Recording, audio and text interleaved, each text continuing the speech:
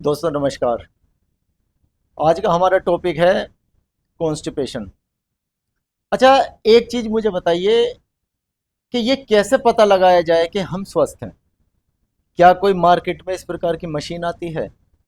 भाई जैसे बुखार अगर किसी को होता है तो थर्मामीटर से चेक कर लिया। बीपी की किसी को समस्या है तो बीपी की मशीन से अवेलेबल है।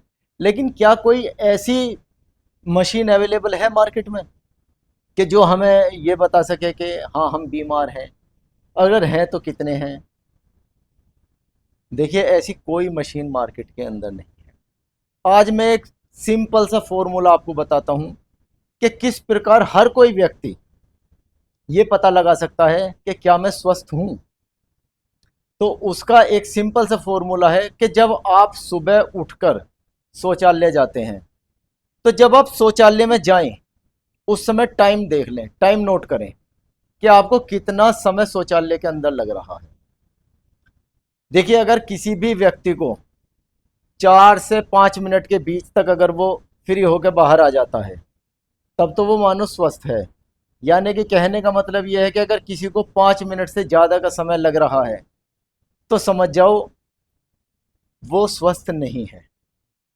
अब चाहे उसे भूख भी ठीक लग रही है, वो खाना भी ठीक खा रहा है, उसका भोजन पच भी रहा है, लेकिन उसे शौचालय में समय ज़्यादा लग रहा है, तो सीधा सीधा फंडा समझ जाओ ये बात कि आप स्वस्थ नहीं हैं। ठीक है, कुछ दिन ये रूटीन चलता रहेगा, लेकिन कुछ समय बाद ये सब बंद हो जाएगा, धीरे धीरे सब डिस्टर्ब होने लगेगा।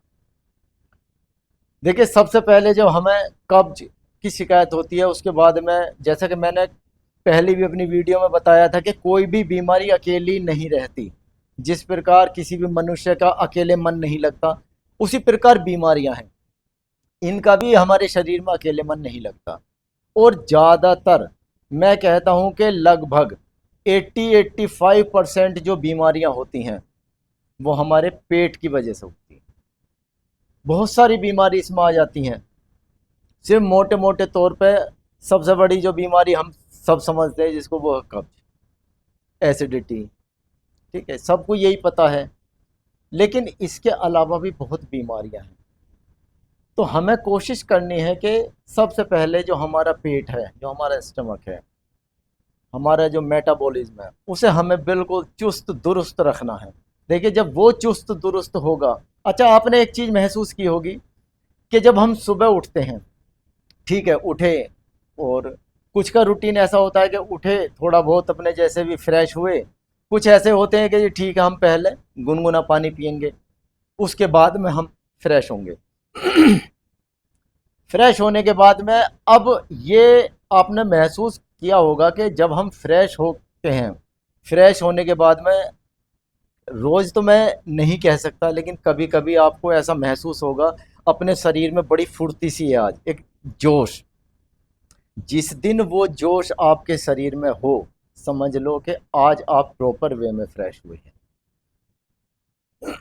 और अगर वो जोश आपके अंदर फ्रेश होने के बाद नहीं है, तो समझ लीजिएगा फ्रेश तो हो गए, लेकिन आप प्रॉपर वे में फ्रेश नहीं हुए। दोनों में अंतर ये है। अब उसका क्या कारण है? देखिए, सबसे पहली चीज है हमारा भोजन। आज मैं आपको इसमें एक और चीज बताऊंगा।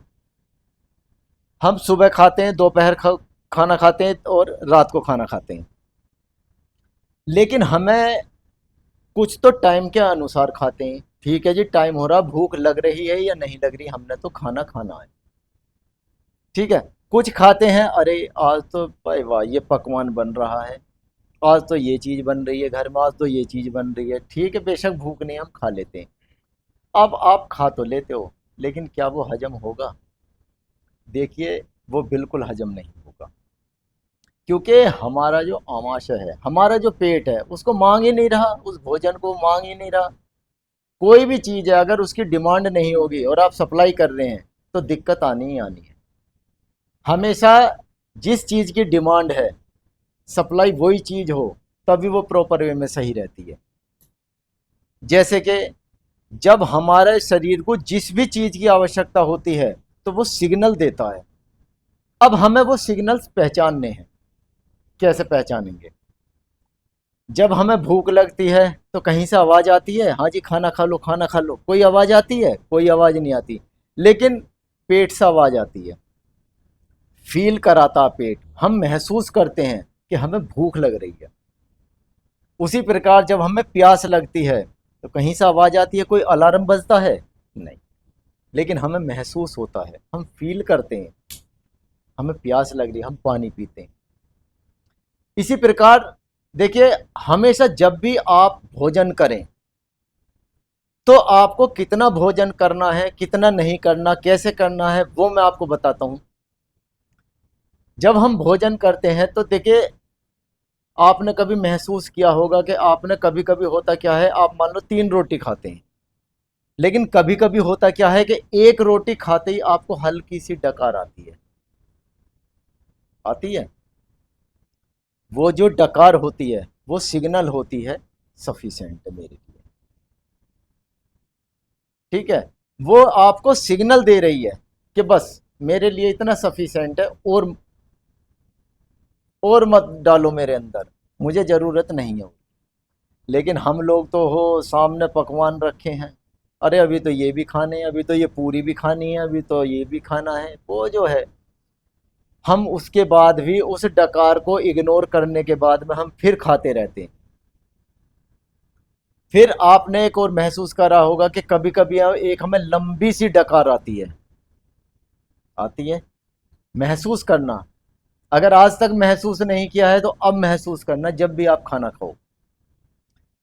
वो जो लंबी सी डकार होती है वो सिग्नल होती है कि बस अब तक जितना आपने खा लिया, अब बिल्कुल बंद कर दो। अगर आपने अब भी बंद नहीं किया तो मैं नहीं पचा पाऊंगा। ये आमाशय एक सिग्नल देता है हमें कि मैं नहीं पचा पाऊंगा। अब अगर आपने वहां तक भी आप सीमित रहे तो भी ठीक है, आमाशय उसको पचा लेता है। लेकिन उसके बाद भी अगर आप खा रहे हैं तो फिर होगा क्या कि वो भोजन पचा नहीं पाएगा आमाशय। अब जब भोजन नहीं पचेगा तो वो होगा क्या, वो हमारे पेट में सड़ेगा। सड़ेगा तो उससे गैस, खट्टी डकार, एसिडिटी, इस प्रकार की समस्याएं एक दिन में नहीं उत्पन्न होती, लेकिन एक दिन जरूर होती हैं। धीरे धीरे ही ये समस्याएं होती हैं। तो हमें कोशिश ये करनी है कि जब हमारा शरीर भोजन मांगे तभी हमें उसे भोजन देना है। अगर शरीर हमारा भोजन नहीं मांग रहा है, अगर हमारी रिक्वायरमेंट नहीं है भोजन की, तो कोशिश करो उसे इग्नोर करो। देखिए, मैंने अभी तक कोई नहीं सुना कि कोई कम खाने वाला जल्दी मर गया, लेकिन यह जरूर सुना है कि ज्यादा खाने वाला ज्यादा दिन जीवित नहीं रहता। यह आपने भी सुना होगा। तो इसलिए हमेशा हमारे शरीर को जो भी रिक्वायरमेंट होती है वो हमें सिग्नल देता है। बस वो सिग्नल्स हमें पहचानने हैं, उनका हमें ध्यान रखना है, उसी के अकॉर्डिंग हमें खाना है। देखिए, सभी को पता है, मैं कोई नई बात नहीं बता रहा कि खाना खाने के 1 घंटे बाद पानी पीना चाहिए। अब क्यों पीना चाहिए सबको पता है, लेकिन मैं फिर भी एक बार उसको आपको बता देता हूं। देखिए, जैसे ही एक अग्नि हमारे भोजन को पकाती है उसी प्रकार दूसरी अग्नि हमारे भोजन को पचाती है। अब जो अग्नि हमारे भोजन को पचाती है, भाई हमने गैस पे खाना बनाया या चूल्हे पे खाना, जिस भी चीज पे आपके घर में खाना बन रहा है, खाना बना, खाना बन के आपके सामने आ गया, आपने खाना खाया, ठीक है जी। खाना खाने के बाद में कुछ समय ऐसा होता है कि आमाशय ये इंतजार करता है कि आप कुछ और तो नहीं खा रहे। जब उसे ये लगता है कि आप कुछ नहीं खा रहे तो उसमें एक अग्नि प्रज्वलित हो जाती है, जिसे बोलते हैं जठर अग्नि, जिसे हम जठराग्नि भी बोल देते हैं।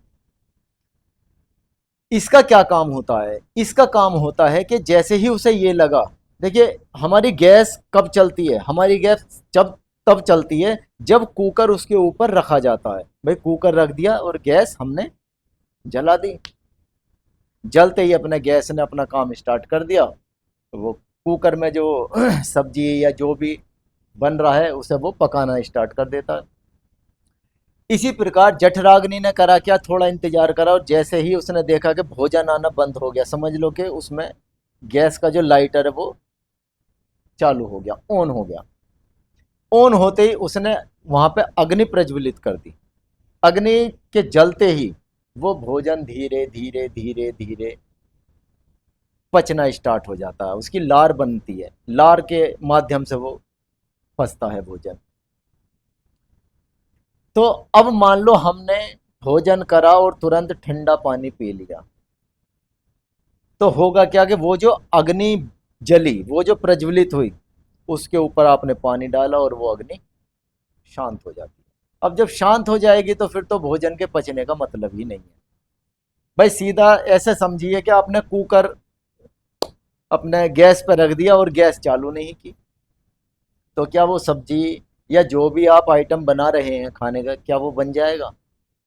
वो बिल्कुल नहीं बनेगा।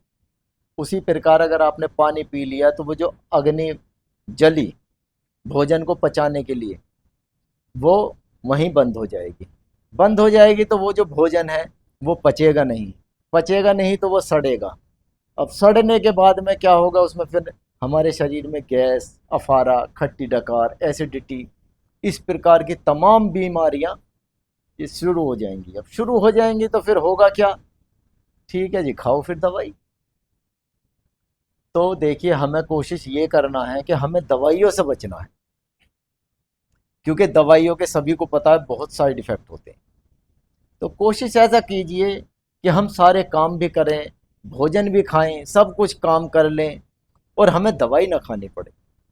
और वो कब हो सकता है, वो तब हो सकता है कि हम थोड़ा सा अपने रहन सहन, खाने पीने में बदलाव करें और नित्य प्रतिदिन सुबह योगासन और प्राणायाम करें। देखिए ये तो करने ही पड़ेंगे अगर आपको स्वस्थ रहना है। ठीक है, तो आज के लिए हम इतना ही रहने देंगे। ओके, धन्यवाद।